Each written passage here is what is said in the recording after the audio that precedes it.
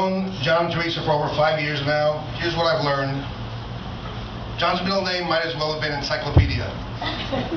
I could say, John, who was that guy who would throw underhanded free throws? Rick Barry.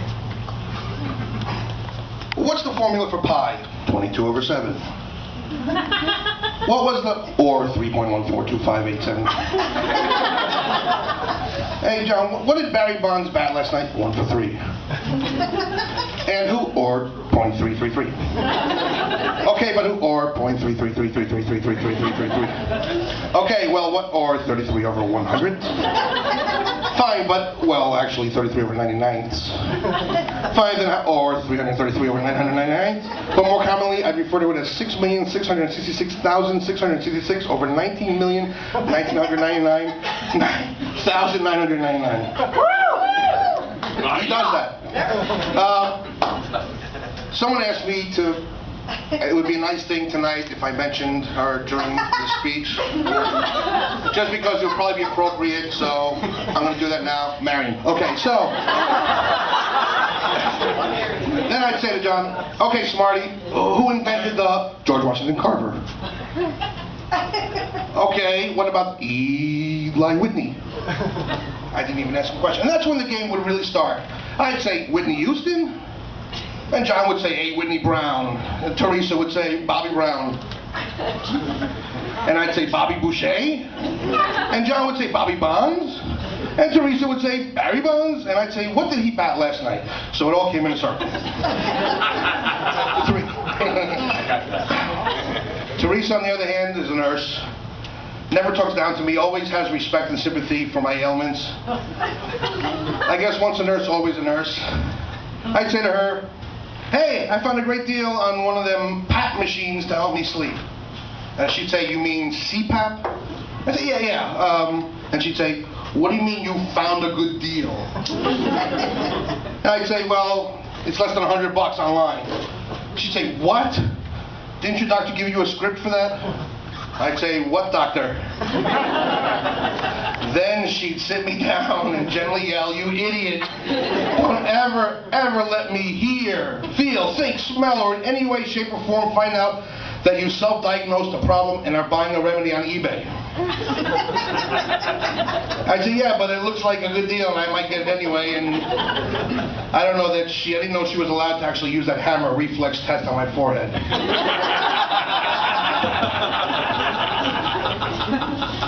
Page 2.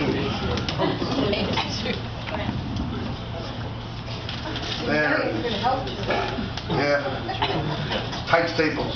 Saliva test. 7 rum and cokes later. There we go.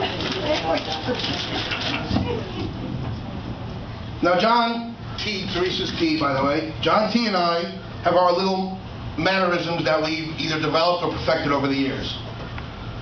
For example, there's the can you possibly statement. Like, if we're having a conversation and someone decides to listen in and step in right between us, we'd say, can you possibly get any closer? Or the favorite, how bad would that be statement? Like, how bad would it be if we went to Taco Bell and ate 7 bean burritos and the bathroom was out of order? Then, of course, there is the how great would that be statement. Like, if our job offered us 12-month severance pay in the event of a layoff, how great would that be if we got laid off?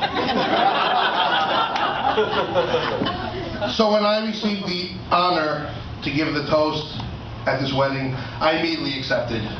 Now, I can't blame John or Teresa for poor planning, as they gave me 3 weeks to come up with my toast. You can, however, blame me. I let 2 weeks and 5 days go by. Or 19 days, 456 hours, 27,360 minutes, John.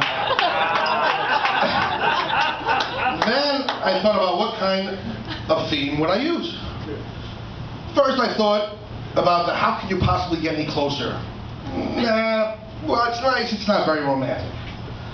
Well, what about how bad would it be if you fainted taking your vows? Nah, people would scorn me for that one. So what about the how great would that be thing? Yeah, that's it. How great would that be? How great would that? How great would what be? Uh-oh, how can I express what would be great? How great would it be if I did a belly dance for the toast? Nah, too messy. How great would it be if I did some gymnastics on the dance floor? Nah, too paramedic-y.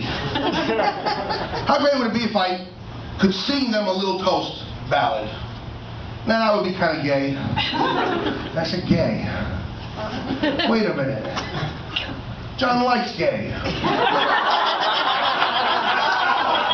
Okay.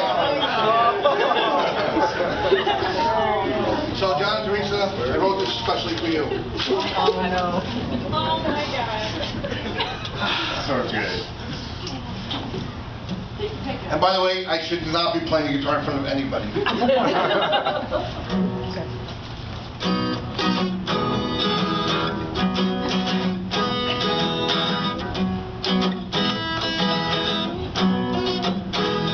With my friend T, I've known her for so long.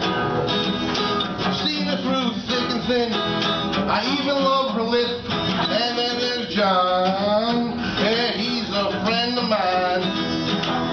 He's been my boss, he's been my pal. He's even seen me cry, yeah. Well, I raise a glass to you. Don't raise your glasses. I raise a glass to you. Now Johnny J, you know he's always right. Even when I see it's black, he'll tell me that it's white. And there's sweet tea. She knows I can be a menace. That's okay, she puts up with me, because she knows I kick her butt in tennis, yeah! So, I raise a glass to you. Go and raise your glasses. I raise a glass to you. Now, Johnny, hold your bride. Go ahead and show some class now. Hold your bride. Why not grab her in arm now? Hold your bride. Look in her eyes and say these words. I'm gonna love you for the rest of my life. Aww.